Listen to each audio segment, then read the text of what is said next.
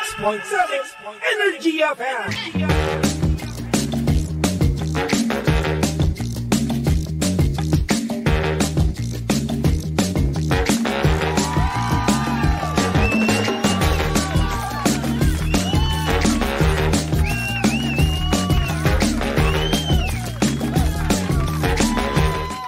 Same, pero iba. We are number 106.7 Energy FM Pangga. Huwag mo sabihing radyo. Sabihin mo. Good morning, Luzon, Visayas at Mindanao, Metro and Mega Manila. Yan at syempre, good morning din sa napakaganda, napaka-sexy, ang babaeng hardin. Ayan, DJ Len, say good morning. Magandang morning, baby. Oh, di ba? Hardin na hardin ka talaga ngayon. Bakit hardin? Oh, di ba? Yung jacket mo, punong-puno ng flowers and stuff. Yeah, because the flower is important. Ang tanong, Oy, mabango ba ang flower mo? syempre. Paamoy nga? Hindi mo na itatanong. Ano ang amoy ng bulaklak ni DJ Lindsay? Ay, mabango. Mabango?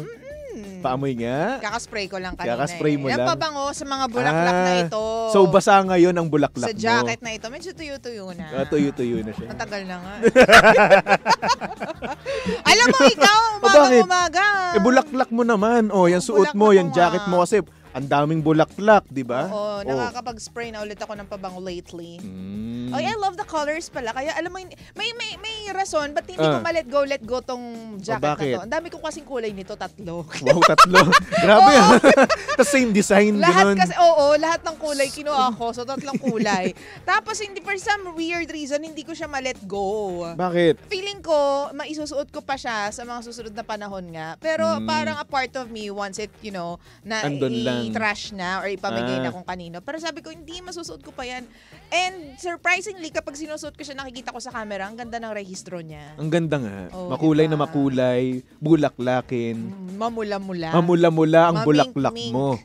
Pink na pink ang bulaklak mo. Para makarelate po kayo, punta po kayo sa facebook.com/energyfm1067. Para makita nyo ang pulang flower ni DJ Lindsay. Yung napakabango. Ay, pink pala na bulaklak ni DJ Lindsay. It's pink, yung pink. malaking bulaklak ni DJ Lindsay. Maliliit nga ang laki-laki ng bulaklak. Oo. Mga nakabuka. Uy, nakabuka naman talaga yung bulaklak. Nakabuka nga. Ang ganda nga ng pagkabuka ng bulaklak mo di ba? Oo, syempre. Spread na spread. Spread your wings. Hi, anong balita sa'yo? Kamusta umaga mo? Basta umaga ko, so far okay naman. Nasuot ko ulit tong pantalon na butas-butas ko. Ang ganda nga rugged eh. Ngayon ko na nga lang ito nasuot Oo. Kasi nakalimutan ko to na nandun pala to sa aking damitan. So ayun, hindi ko na nasusuot. O kasi nasa ilalim yan, sigurado. Yes, nasa ilalim. Tapos hindi mo siya masyadong ginagamit. Kaya hindi mo... kasi... Hindi na umiikot yung mga damit mo. Diba? Umiikot lang sa sa mga konting damit, konting pants, di ba? Kasi kapag natatabunan, nakakalimutan ko na rin. True. Ganoon naman talaga tayo palagi no? Oo. Ang dami natin damit pero yung ilang ginagamit natin, mga 10 lang. Oo. Ang t-shirt ko pa ulit-ulit na nga lang to. Kaya nga, di ba?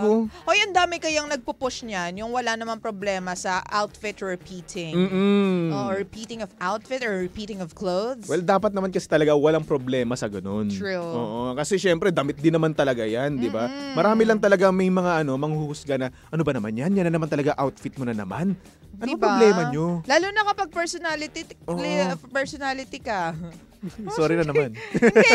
Kapag personality ka kasi diba parang laging may sumpa na hindi ka pwedeng mag-ulit ng mga damit. Yes. Kapag diba? lagi kang, kunwari sa TV, diba? Kapag lagi kang nakikita sa TV, dapat hindi ka nag-uulit. Like for example, katulad ko, diba? Ako kasi weekly, yun at yun lang din ang nasusuot ko palagi diba? Tapos kapag yan nakita mo sa TV naman, ay naku, husgahan ka na kagad niyan. True. Diba? Kaya let's not judge. Kasi you're not a judge.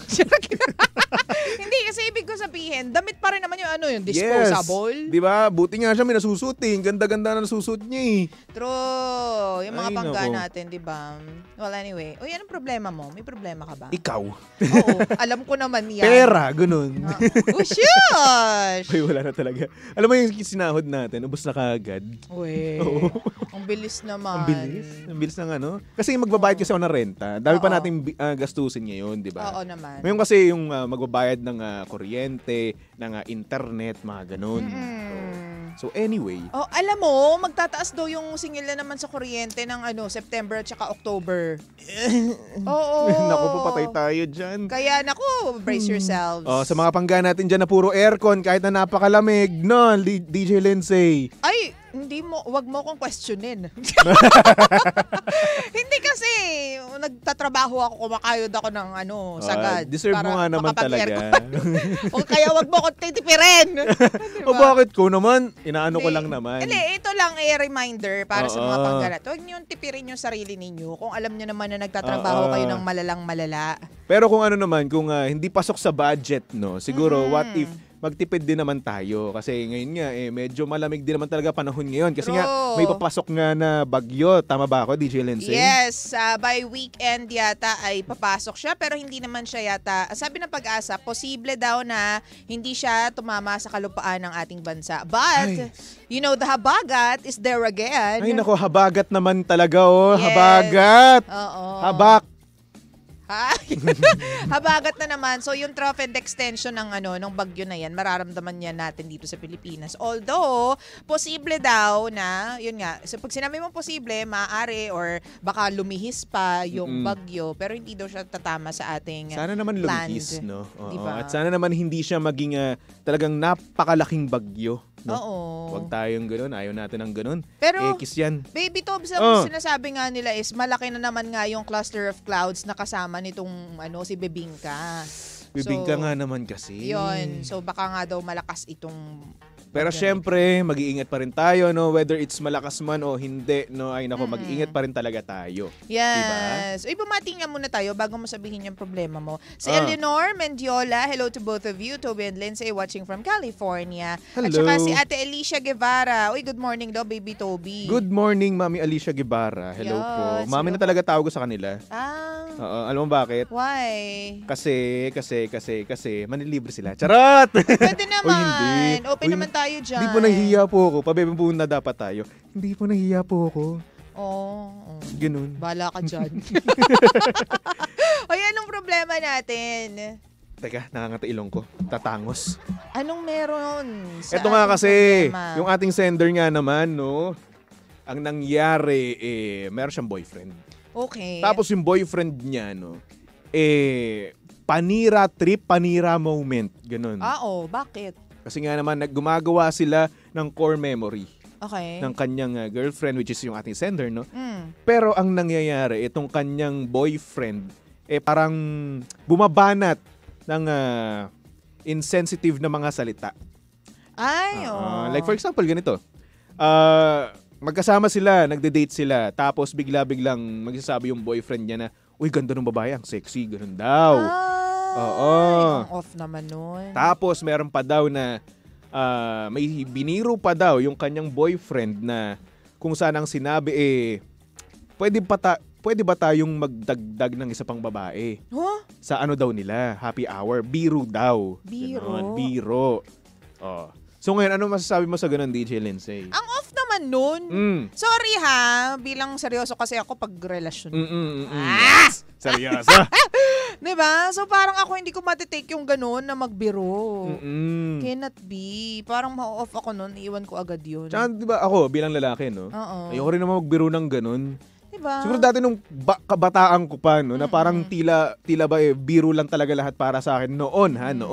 Talagang siguro magagawa ko yan. Pero ngayon nung tumanda ako, naisip ko na, ay, dapat pala hindi ganun. Diba? Dapat hindi binibiro yung mga ganung bagay kasi what if para sa kanya iba na yun, di ba? Oo. Tsaka hindi mo na nirespeto yung yung partner mo dun eh. Hoy, totoo. Di ba? Kasi isipin mo, sasabihin mo yun, magdagdag tayo pa ng isang babae. Oo. Hindi pa ba sapat yung girlfriend mo? Tsaka baby, magiging reason yan para maging insecure yung jowa mo. yun Yung pa, unang isa. paglingon mo pa lang, tapos yung wala naman problema kung hahanga kayo pareho nung jowa mo doon sa ganda o kagwapuhan ng isang tao, opposite sex. But dapat makasiguro ka muna na okay lang doon sa jowa mo yung mga ganong salita, yung mag-compliment ka ng opposite sex. Kasi may mga tao na selosa, may mga tao na sensitive sa ganyan. Kasi baka mamaya maramdaman ng jowa na, ay, hindi pa ba ako enough?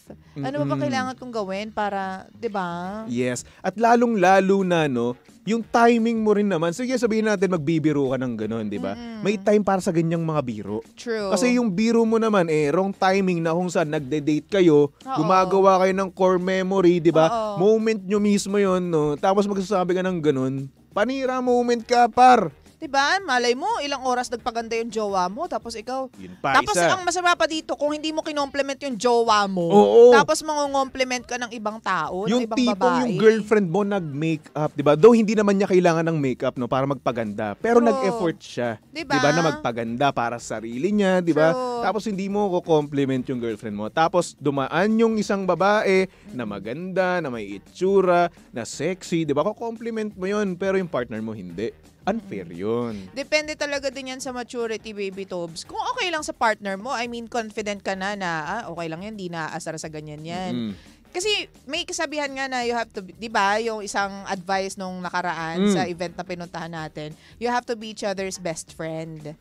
Tama ka dyan. Mag-best friend kayong dalawa para walang panira trip. Pero kailangan mo munang kapain kung yung ugali ng jowa mo, kung o cool lang ba sa kanya na mag-compliment ka or magsabi kong ganda ng babaeng yun, no? Hindi ba siya magsiselos? Hindi ba sasama yung loob niya? Diba? So ikaw, selosa ka ba? Oo. Huwag na tayo Aminado. magpaligoy pa. Oo. Diba? Hindi, may times na selosa ako. May times na, nga, nung ganda niya, no? Grabe. Ganun. Ganyan. Kasi ako din naman, minsan lang ako magsabi ng pogi nito. At usually, kapag nagsasabi ako ng pogi, ay inis yung mo. Hindi, yung wala na. Basta yung it's deeper, it's way beyond that. Okay, sige. Yung pogi. So, feeling ko, ayun. Yun nga naman, no. Siguro, depende nga lang din man talaga sa partner mo, no. Kung okay lang din man sa kanya. Pero though, okay sa kanya yun, no. I-timing mo pa rin ng tama, di ba? Baka naman kasi mamaya, habang kayo ay nag-kemerot, di ba? Meron kayong ginagawang mga kababalaghan, mag-gogonon ka. Oo. Ay, naku, pangit naman yung gonon. Like, for example, di ba, happy hour yung dalawa, di ba? Okay, what do you mean happy hour? Intimate na kayo, naglalato-lato na kayo, okay na.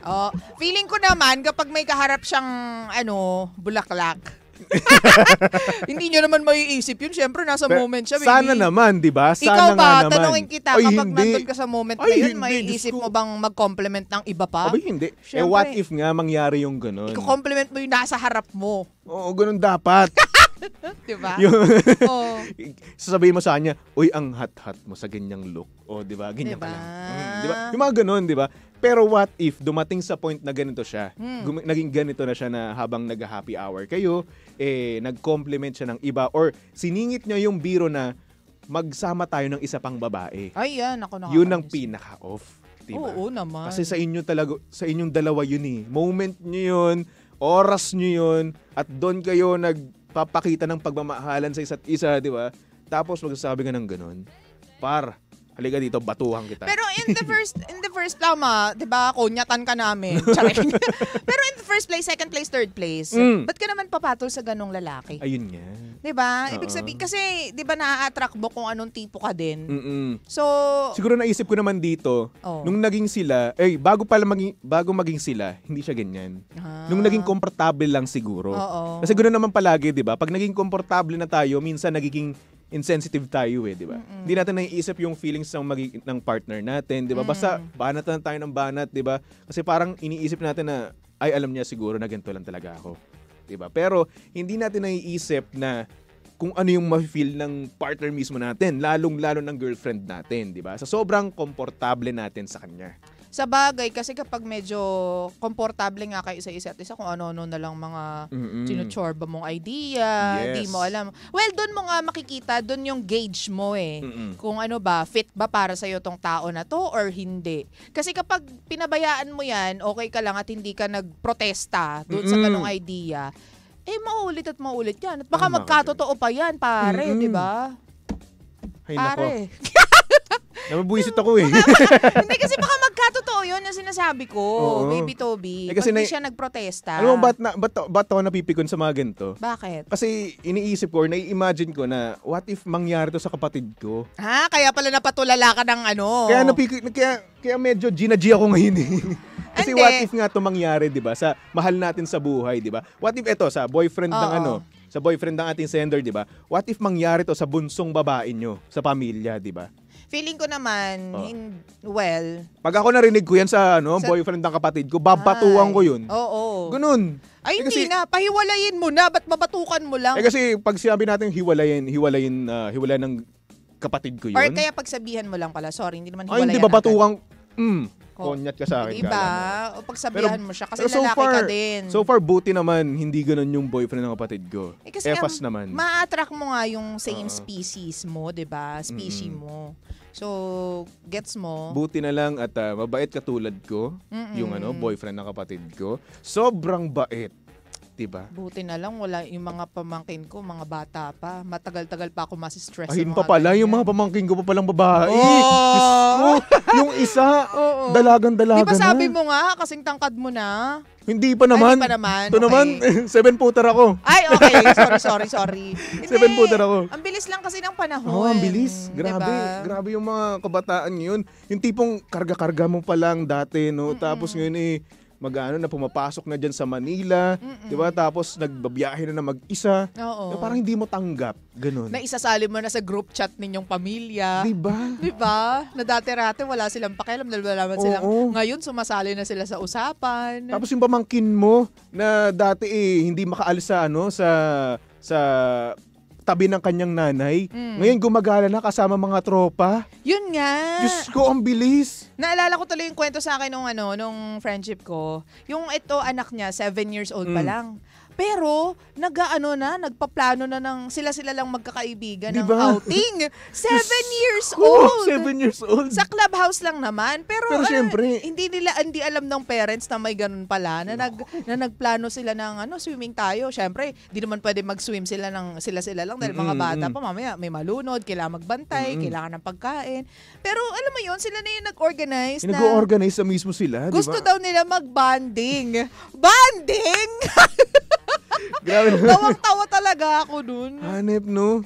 Ang bilis ng panahon. Ibig sabihin lang talaga niyan, di na tayo bumabata, tumatanda na tayo. Ay, naku, kalabaw lang ang tumatanda, Toby. Ikaw nga pala, forever young. Tayo ay forever young.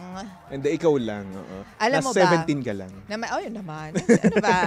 Alam mo ba, may pag-aaral na sabi nga, overtime na ba tayo? Hindi pa naman. Mas madali daw talagang tumanda yung Gen Z nowadays. Gen Z. Kesa sa mga millennials. Pasok pa ako sa Gen Z. Gen Z ka ba? Oo, Gen Z ako eh. 1997 kasi ako. Nako, do you agree? Nag-agree ka ba dun sa idea na sinasabi ng mga Otawners na mas matanda daw tingnan ang Gen Z ngayon kesa sa mga millennials? Excuse me. Hindi, sa sige, sa mga merong mga utaw, no? Meron tayong mga pangga dyan na mas matanda tignan kesa sa atin. Eto, wag na tayo lumayo. Si Dabush. Mas matanda siya tignan kesa sa akin. Si Dabush naman, ano yun? May ibang lahi kasi siya. Di kahit na. Yung maturity. Di, aminado din naman talaga siya. Sinabi niya rin sa akin yun na mas mukha pa siyang matanda sa akin. Na, kasi, doon matangkad din naman talaga siya, si Dabush. Nag-mature din talaga yung mukha niya ng mas mabilis, di ba? So, karamihan sa mga nakikita ko, no, tama ka. Na medyo matanda tignan yung mga Gen Z na mas bata sa akin.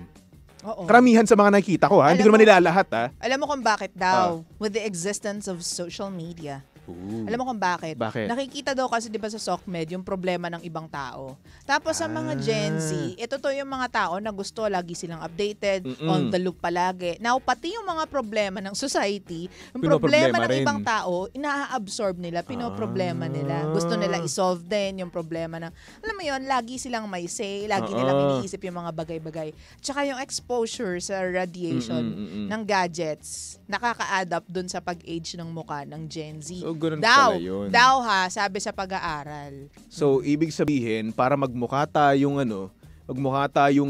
forever young, no? Wag tayo mag-cellphone, ganun. Hindi naman, bawasan lang. Bawasan. Kasi 'di ba yung trabaho na karamihan ngayon ng Gen Z, lahat involves gadgets eh. Actually, talaga nga naman. Diba? Kahit nasabihin na natin sa school, 'di ba? 'Di ba? Inaalaw na ngayon yung cellphone sa ibang school eh. True. 'Di ba? Tablet, 'di ba? Inaalaw na 'yan kasi dati ang nangyayari, sabihin na natin, Gen Z ako, pero pusong millennial pa rin ako eh. Di ba? Ganun ako eh. Kasi yung mga hilig ko millennial, di ba? Oo. So ngayon, ang nangyayari, no, dati nung ako ay nag-aaral pa, di ba? Sinusurrender namin yung cellphone namin. True. So ngayon, bawal talaga cellphone. At once na nakita kang may cellphone kang dala, or hindi mo yung sinorender, kukunin yun, kukumpiskahin. Di ba? Ganun. O kasi yung panahon ko, nandun ako sa panahon na may cellphone na at wala pang cellphone. Andun ka sa... So panahon yun so ate, panahon pa ng hapon. 1970s. Hoy, hindi! Alam mo, itong generation namin ang sobrang naganda ng generation kasi naabutan namin yung wala pang gadgets, wala pang technology. Hoy, naabutan ko rin yun. Grabe naman yung walang technology, di ba? Naabutan ko rin naman yun. Hindi lang sing high-tech ngayon. Tapos yung era na to na kung saan lahat ay technology driven. Diba? Naabutan ko rin naman yung yung era na yun. Huwag ka mag-alala. Don't feel old, okay? Oy, I don't feel, excuse me. Hindi. Kasi naabutan ko rin. Mahiya ka naman sa mga bulaklak bata sa katawan. Pa naman ako noon, di ba? Pero naabutan ko yan. Nung mga panahon na hindi pa uso yung cellphone, may cellphone man yung may antena. Di ba? Tapos siguro pinaka-high-tech lang noon yung 3210. Di ba? Kapag meron kang ganun, ay grabe, yaman mo na. Di ba? Di ba? Kaya kung gusto ninyong maging young looking kayo, huwag kayo masyadong maproblema sa problema ng ibang tao. And speaking of radiation and cellphone na rin naman, naglabas na ng bagong ngayon. Oh my gosh! So, naglabas ang bagong cellphone. Pero have Apple. You heard? Oh. Di ba may latest sila ngayon? Sorry na, iPhone 16. Yung series na yon. Tapos i-face out daw yung 15. Bakit? Ay! Bakit? Sabi nga nila kasi mahirapan daw mag-rebrand kapag 15. So, sorry na ha. Kami, techie kami ni Toby. Huy, techie. Uy, pero nakita ko yung presyo. Ano din? iPhone 16. 80 plus. Meron nakita hindi pa may 80 60 plus. Ha? 60 plus. 80 nga. Meron din 60. Pababa ng pababa yan. Yung mababang Oo.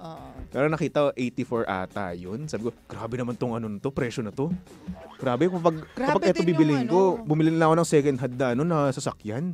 Grabe, ang pinagkaiba lang niya yung Bionic chip, yung isa A16, yung isa A18. Ay, So, wow. magre-review Grabe tayo. Teka, nagulat ako. Alam mo yung mga ganun na. Hindi, nabasa ko kasi. Pero paano yung Bionic chip ano pagkakaiba? Hindi ko nga alam, kaya ako nga tinatanong sa'yo, Toby. Ano ba yun? Sa bilis ba yun? Wag na nating pag-usapan yan kasi masyado na yung technical. Ikaw naman. Tinatanong lang eh. Para saan ba yung Bionic chip na yan? Masyado na yung technical. Sabihin mo sa akin lang, isang sagot. Hindi ko rin alam. Sa bilis siguro yan. Doon yan sa mga ganito, ganyan, ng mga cellphone natin. Camera. Chip. Yun yung pinagkaiba. Camera. Isipin mo yung camera. Basta wag na masyado ng technical. Bionic chip. 12 MP. May masabi lang na technical, no? Para wag mo kang matalino. Ganun. Kaya mo to. Kita mong mangmang yung partner mo sa Hindi. Kasi kapag sasabihin natin yun, di ba? Baka mamaya ma-confuse na sila, di ba? Hindi kasi Mabusit. in siya ngayon. Grabe kasi yung fad, di ba ngayon? Pero ito, maganda yung camera niya. Kasi isipin mo, no? 4K tapos 120 FPS. Frames per second. You know what's that? Frames per... Yung galaw. Sige, okay. Mali ba? Alam mo, ikaw, pinagmumukha mo talaga akong katanga-tanga dito. Hindi. Wala naman magsasabi sa yung gano'n. Yung ganda pero ng video anyway, yan, frames ayun per na nga, second. maganda yung bago, kaso nga lang, yung presyo ang ganda rin. Pagtrabahuhan mo kung gusto mo. Kung gusto mo lang naman, diba? Carry mo yan. Kung saan ka magiging masaya. Short lang ang life. Ay, nako. Anyway, so yun na nga, mabalik tayo sa ating sender, no? Yuri yung pangalan ng ating sender. Ay, Yuri! Sana naman ma-address mo yung problema mo sa iyong boyfriend, at sana rin naman yung boyfriend mo ay mag-adjust para sa'yo. Kung gusto mong mag-work ang inyong relasyon, adjust nyo lang ang inyong mga ugali. Mag-work yan. Mag-uusap, di ba? Gaya nga lagi namin sinasabi dito, communication is the key, okay? Communication is a B. Anong B? Bakit B? Charot lang. Communication sa beach? Ganun? Hindi. Dagat? Ganun? Hindi naman. Basta communication is everything. The key to everything. Yes. So anyway, mga pangga, susunod ng napakaganda, napaka-sexy DJ Lindsay para sa programang Lihim ng Liham. And of course, nakasama mo't nakalandian ng hot baby boy ng radyo. Walang iba kung hindi si Baby Toby.